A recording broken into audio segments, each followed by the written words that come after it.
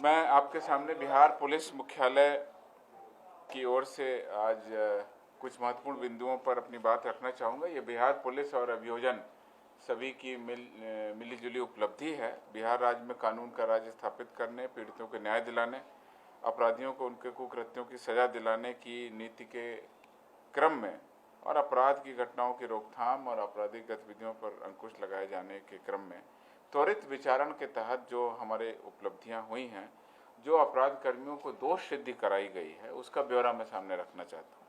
2020 में कुल मिलाकर के 1557 नहीं बल्कि 3557 अपराध कर्मियों को सजा दिलाई गई। 3557 और उसमें फांसी के 3, आजीवन कारावास के 405, 10 वर्ष या उससे अधिक के 215 अपराध कर्मी शामिल थे। अन्य अपराध कर्मियों को 10 साल से कम की सजा दी गई।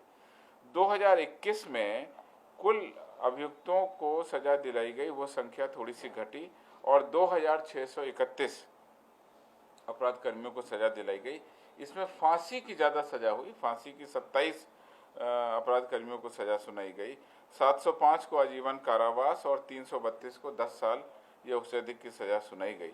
बाकी अपराध कर्मियों को 10 साल या उससे कम की सजा सुनाई गई। इस वर्ष जुलाई तक ये जो आंकड़ा है ये बहुत अच्छा और बहुत उत्साहवर्धक रहा है। ये पुलिस और अभियोजन दोनों की जो टीम काम कर रही है उसके तहत हुआ है। अभी तक जहां पिछले साल केवल 2631 पूरे साल में अपराध कर्मियों को सजा हुई थी, इस साल जुलाई तक 3083 अभियुक्तों को अभी सजा हो चुकी है और अगर यही रफ्तार रही तो 5000 से ऊपर अपराध कर्मियों को हम लोग सजा दिलाएंगे।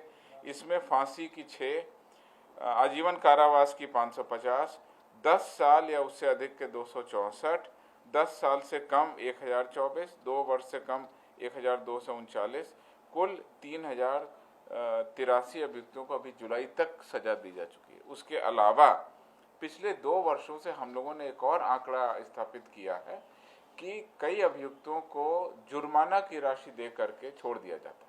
उसको भी हम लोगों ने कन्विक्शन मांगा है, क्योंकि माना है चूंकि वो कोर्ट के द्वारा एक तरह की सजा है, उसमें जेल नहीं भेज करके जुर्माना की राशि वसूली जाती है।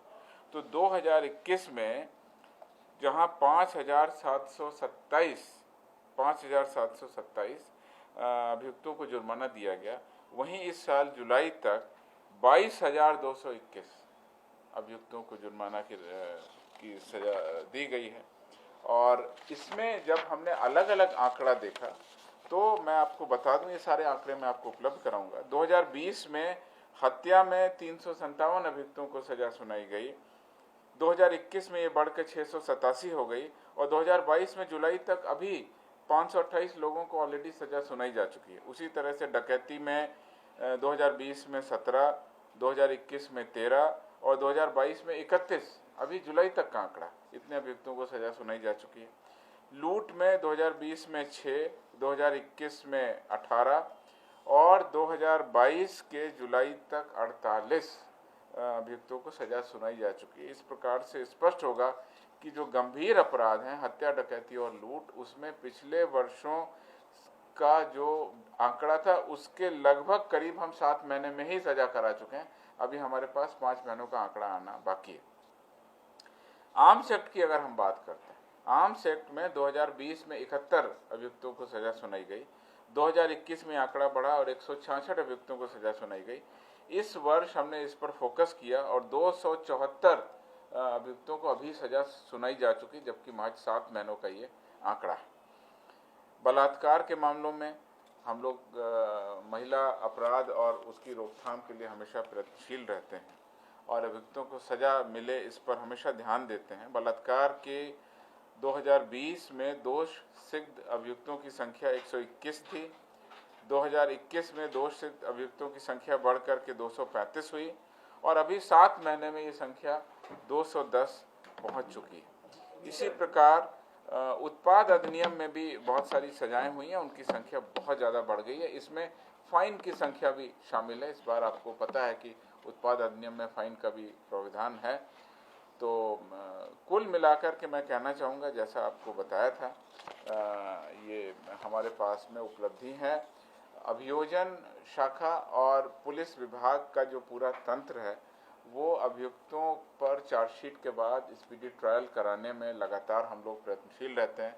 पुलिस मुख्यालय से इनकी मॉनिटरिंग की जाती है। गृह विभाग और पुलिस संयुक्त रूप से इसकी मॉनिटरिंग कर रहे हैं। जिला स्तर पर डीएम, एसपी, अभियोजन के सभी पदाधिकारी वो लगातार बैठकें करते हैं और जो माननीय न्यायालय की जो मीटिंग होती है जिलों में, डिस्ट्रिक्ट लेवल मॉनिटरिंग कमेटी, उसमें भी इन मुद्दों को रखा जाता है सभी के सहयोग से। और मैं कहूँगा कि बिहार की जागरूक जनता, मैं उन सब का नाम लेना संभव ही नहीं है जिन्होंने गवाही दी, लेकिन उन्होंने खड़े होकर गवाही दी।